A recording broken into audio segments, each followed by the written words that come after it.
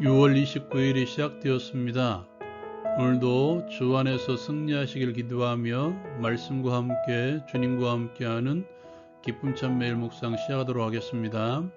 오늘 함께할 말씀은 로마서 16장 1절에서 16절까지의 말씀입니다.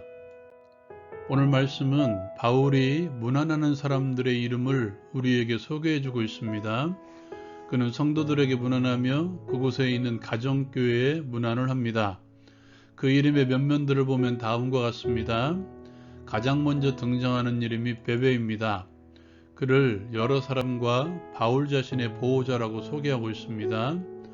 바울을 위하여 목숨을 내놓은 브리스가와 아굴라, 아시아에서 처음 맺은 열매인 에베네도, 로마 교회를 위하여 많이 수고한 마리아, 바울과 함께 갇혔던 안드로니그와 유니아, 주 안에서 사랑하는 암블리아, 우리의 동역자라고 소개하는 우르바노와 스다구, 그리스도 안에서 인정함을 받은 아벨레, 주 안에서 수고한 두르베나와 두르보사, 주 안에서 많이 수고하고 사랑하는 버시, 주 안에서 택하심을 입은 루포와 그의 어머니, 그리고 바울 사도가 소개하는 가정교회 두 곳, 아순그리도와 빌롤로그의 가정교회에 문안하라고 말씀합니다.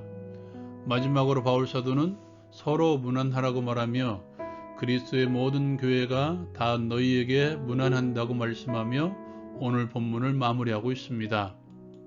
오늘 말씀에서 우리는 사람들을 대하는 바울 사도의 태도를 볼 수 있습니다. 그는 복음 안에서 모든 사람들을 사랑으로 대했습니다. 그는 한 사람 한 사람을 기억하고 있었습니다. 이것은 그가 사람들을 대할 때 그냥 지나치는 사람이 없었다는 것입니다. 관심이 가 있지 않으면 되지 않는 일입니다.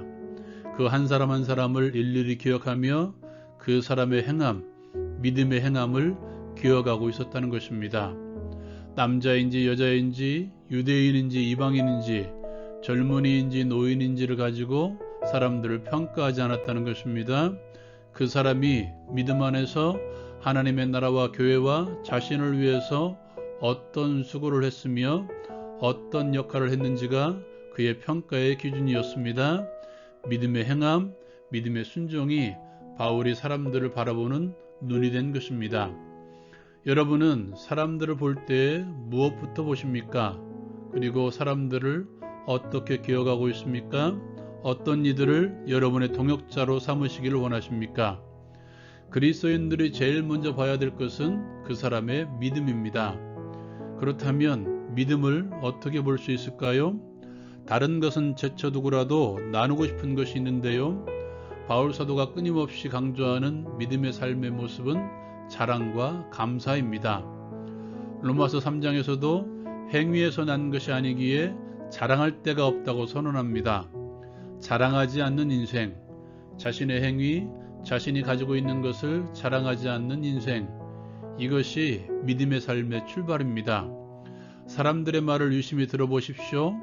누구의 이름이 먼저 나오는지, 누구를 먼저 찾는지, 무엇을 먼저 말하는지 들어보면 그 사람이 누구를 자랑하는지 알 수 있습니다.